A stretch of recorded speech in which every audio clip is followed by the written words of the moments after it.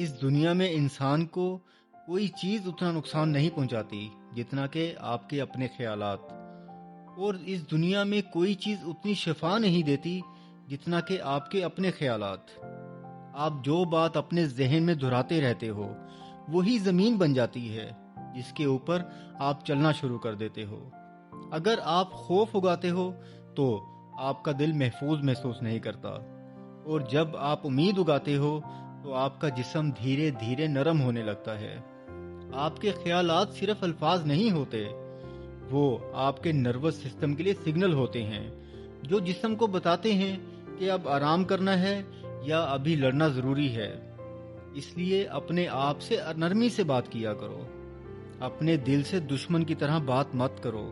جو سیکھ رہا ہے، جو شفا کی طرف جا رہا ہے، جو اپنی پوری کوشش کر رہا ہے، کبھی کبھی شفا جسم سے شروع نہیں ہوتی بلکہ وہ اس خاموش لمحے سے شروع ہوتی ہے جس میں آپ اپنے آپ کو رحمت کے ساتھ دیکھنا چنتے ہو۔